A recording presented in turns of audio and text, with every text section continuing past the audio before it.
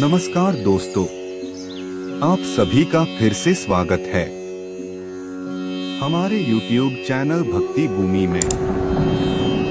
जिद जिसने बदल दी जिंदगी।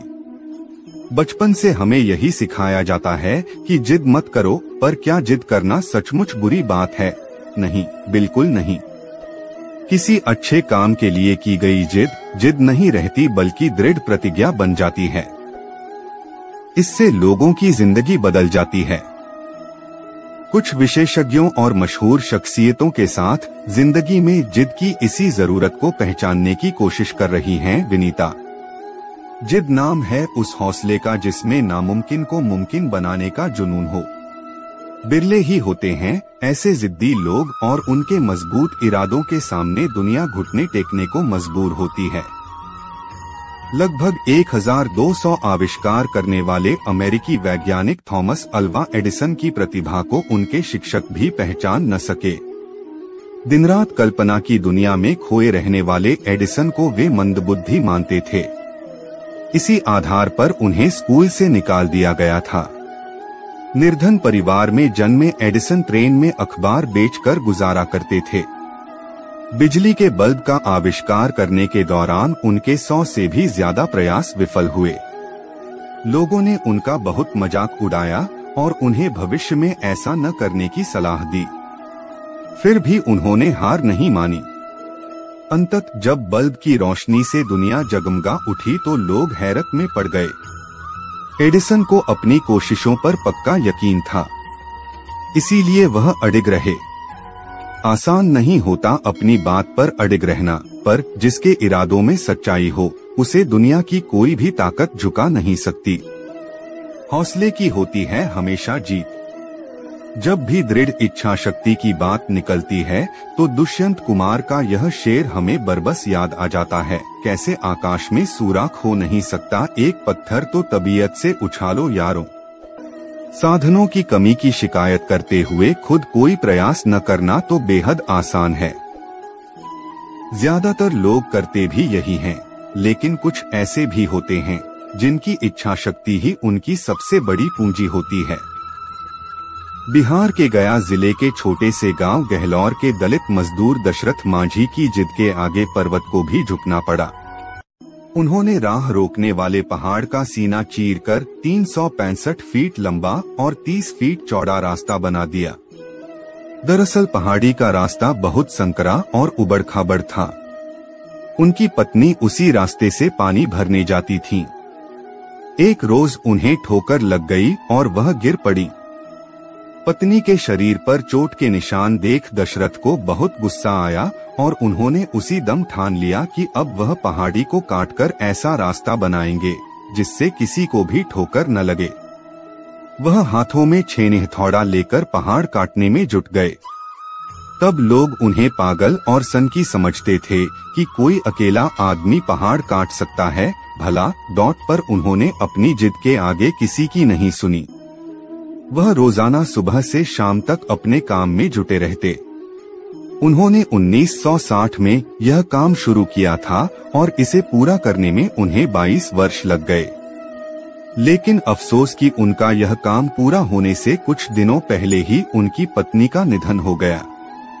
वह अपनी सफलता की यह खुशी उनके साथ बांट न सके।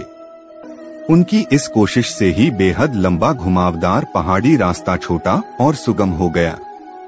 अब दशरथ इस दुनिया में नहीं है, पर वह रास्ता आज भी हमें उनके जिद्दी और जुझारू व्यक्तित्व की याद दिलाता है। उनकी दृढ़ इच्छा शक्ति को सम्मान देते हुए दिल्ली विश्वविद्यालय ने अपने कर्मचारियों के लिए दशरथ मांझी पुरस्कार की शुरुआत की है। गुस्सा भी होता है अच्छा। जिद की तरह गुस्सा भी हमारी नकारात्मक भावनाओं में शुमार होता है और इन दोनों का बड़ा ही करीबी रिश्ता है।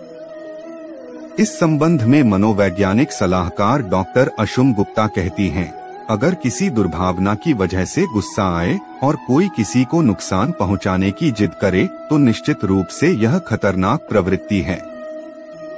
इससे इंसान केवल दूसरों का ही नहीं बल्कि अपना भी अहित कर रहा होता है। हमारी मानसिक संरचना में ये दोनों भावनाएं बिजली की तरह काम करती हैं। अगर सही जगह पर इनका इस्तेमाल किया जाए तो चारों ओर रोशनी फैल सकती है। अगर इनका गलत इस्तेमाल हो तो पल भर में जलकर सब कुछ खाक हो सकता है। यहाँ असली मुद्दा नकारात्मक भावनाओं को सकारात्मक ढंग से चैनलाइज करने का है।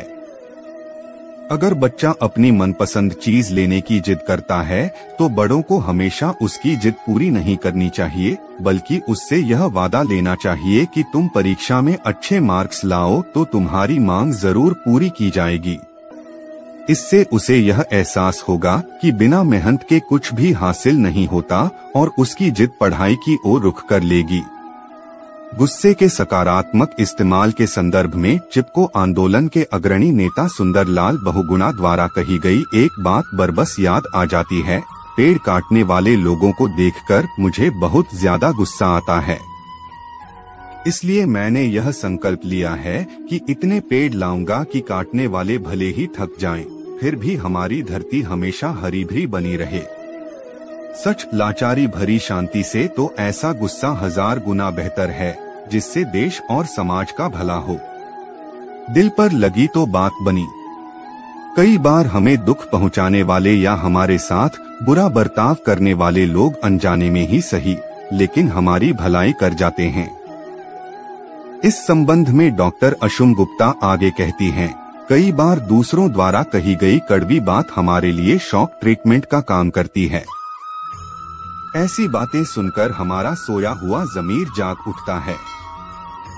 फिर हम कई ऐसे मुश्किल काम भी कर गुजरते हैं जिनके बारे में आमतौर पर सोचना भी असंभव लगता है। जरा सोचिए कि अगर तुलसीदास को अपनी पत्नी रत्नावली की बात दिल पर न लगी होती तो आज हिंदी साहित्य श्री रामचरितमानस जैसे महाकाव्य से वंचित रह जाता। अगर दक्षिण अफ्रीका के पीटमेरिजबर्ग स्टेशन पर उस टीटी ने बैरिस्टर मोहनदास करमचंद गांधी का सामान ट्रेन की फर्स्ट क्लास की बोगी से बाहर न फेंका होता तो शायद आज भारत का इतिहास कुछ और ही होता। जब बात हो अपनों की, जिद के साथ कहीं न कहीं अपनों का प्यार और उनकी भावनाएं भी जुड़ी होती हैं। दिल्ली की मैरी बरुआ का इकलौता बेटा ऑटिज्म से पीड़ित था। वह दिन रात उसकी देखभाल में जुटी रहती। वह कहती हैं, मेरे लिए मेरा बेटा ही सब कुछ है।